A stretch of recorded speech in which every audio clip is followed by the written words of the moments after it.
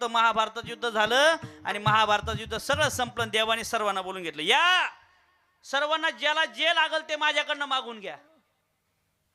देव बसले एका ठिकाणी. प्रत्येक जण यायचं देवाकडे मागायचं, प्रत्येक जण यायचं देवाकडे मागायचं, प्रत्येक जण आलाय. भगवान श्रीकृष्ण त्या ठिकाणी बसले आणि देवानं सर्व झाले आणि लांब माझ्या कुंती आई साहेब बसलेल्या होत्या. सर्व झाल्यानंतर कुंती आई साहेबाला बोलवलं. आत्या, अगं सर्व गावानं मागून घेतलंय पण तू माझ्याकडनं काहीच मागितलं नाही. खूप अभंगाला स्पर्श करून जाणारं वाक्य आहे. त्यावेळेस कुंती आई साहेबांनी खूप गोड उत्तर दिलं, देवा अरे मला ह्या जीवनामध्ये काहीच नको बाबा तुझ्याकडनं.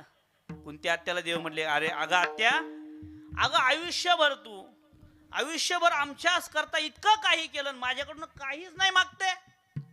म्हटले, देवा तुला जर द्यायचंच असेल ना तर मला काय दे. वा, चौपदारासाठी टाळ्या वाजवा. काय मागितलं?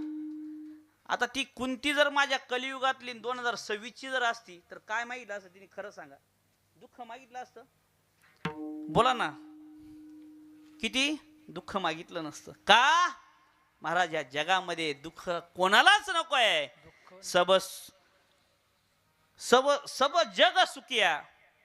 कबीरदास महाराज सांगतात, जो देखे सो दुखी. या बाबा, या जगामध्ये सगळं सुखी आहे. सुखी सर्वे सुखी न संतु सर्व निरामया. याप्रमाणे प्रत्येकाला सुख पाहिजे, दुःख कोणालाच नकोय. आणि त्यावेळेस कुंती आई साहेबांनी दुःख मागितलं. देवानं डोक्याला हातच लावला. देवाने विचारलं, अगं आत्या, आयुष्यभर तू दुःख भोगून पुन्हा जगामध्ये दुःखच मागते. अगं तूच खरी संत आहे. फक्त मला एक उत्तर दे. म्हटले, तू दुःख का मागितलं माझ्याकडनं? त्या कुंती आई साहेबाचं उत्तर घरी घेऊन जा.